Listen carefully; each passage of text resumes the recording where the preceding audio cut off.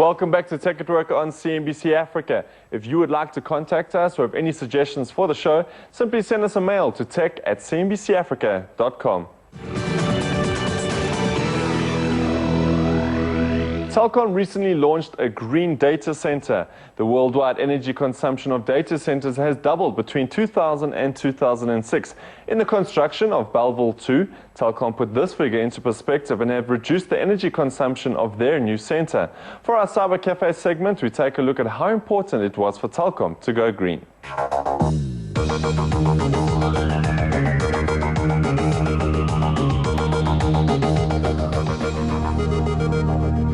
Chris Vicatos, welcome to Tech at Work. You're from Telkom and CyberNest. Thank you very much for joining us on the show in Cyber Cafe for this week.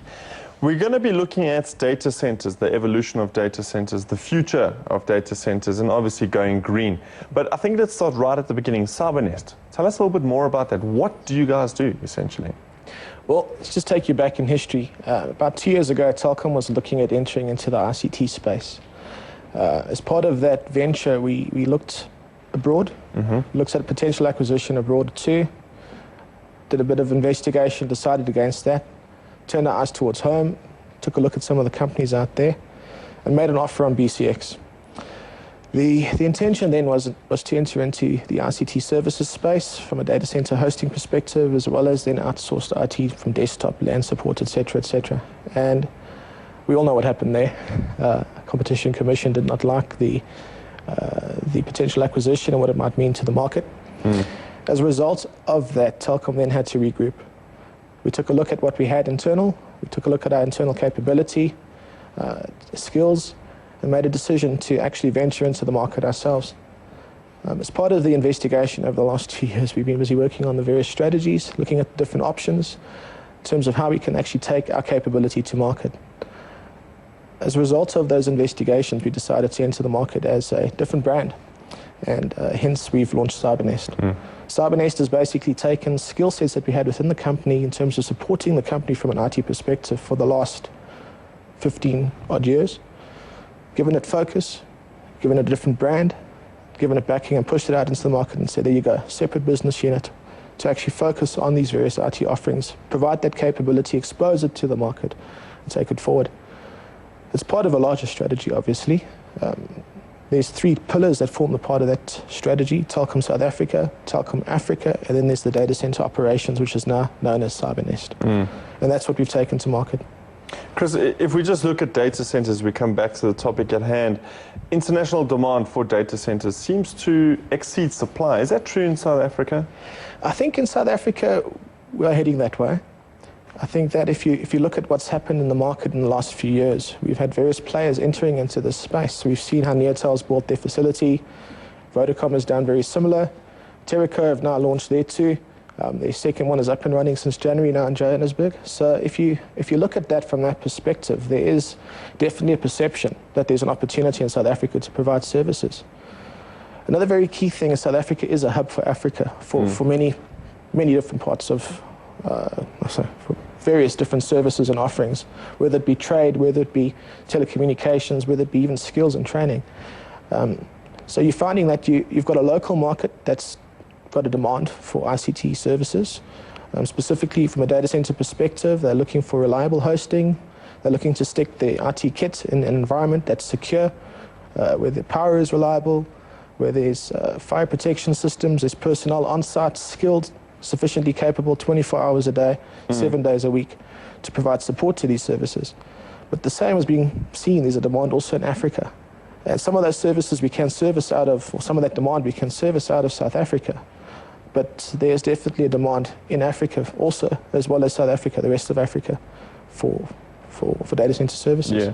If we look at Telkom's new data center, Belleville 2 in Cape Town, that was recently launched, tell us a little bit more about the design and the capacity and how Belleville 2 is an example of going green and the way forward for data centers, whether it's cooling down energy consumption and reducing all the costs, essentially. Belleville 2 was quite an interesting exercise. It was about a year and a half of planning for that. Various different technologies, various different techniques in terms of building facilities were investigated. There was looking abroad to see what's being done there. So it was built with a view to meet the demand for the next 5 to 10 years at least, be able to scale up and grow into that demand. There's a lot of modularity that's been built into Bellville 2 with that kind of thinking to cater for that demand. There's certain components that obviously you can't just pull out and chuck and replace. So for example, the loading on the walls, the loading on the floors is a very high loading factor that's been catered for there. So if you look at the design and the thinking, there is some forward thinking in terms of catering for growth and capacity that's gone into the design there. Albeit it's not the only facility that we might be looking at building into going forward. Having said that, from a greening perspective, there's a number of different things we've also looked at there incorporating. We've had a history of providing IT services for the last 15 or so years. We've got 2 facilities that we had built in the Gauteng environment just around the 1999-2000 year mark. And they were obviously built with a certain type of design principle in mind. There was certain thinking that went behind how we filled that facility out. And we've learned from that. We've looked at what's happened around the world. We've looked at our own past, and we've learned from that.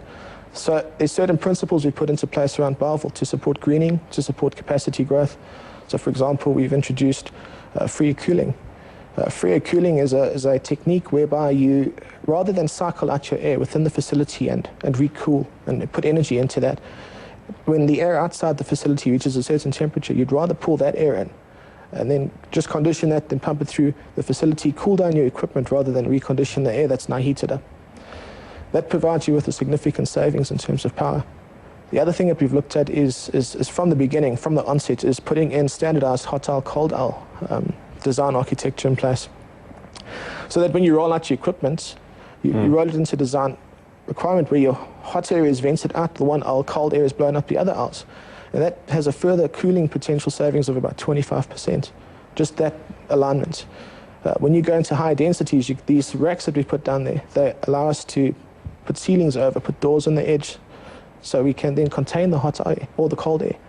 And that introduces further savings. There's various things we've looked at there.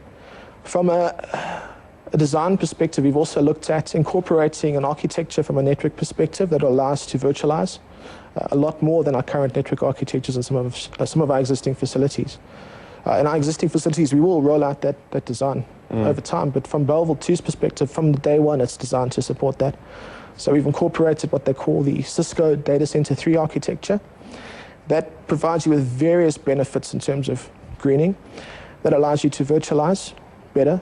It's got better support for your VMware capability, extending that from a server virtualization into your server infrastructure.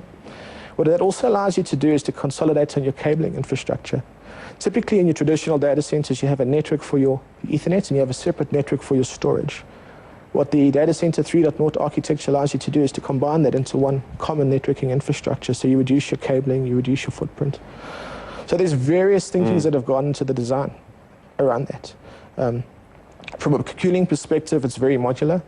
So for example, if you sit with a large single cooling supply, you run that permanently the whole day. If you've got a modular system, you only run the modules that you need to be active for that point in time. And you'd grow that and scale that up as your load in the facility increases or as your outside temperature increases. So there's a lot of thinking that's gone into the design to make it green. We're running out of time, Chris, so I'm going to have to cut you short there, but it seems as though data centers are increasing in supply and they are increasing in green initiatives and energy efficiency. So unfortunately, we have run out of time, but thanks a lot for joining us in the Cyber Cafe this week. Pleasure.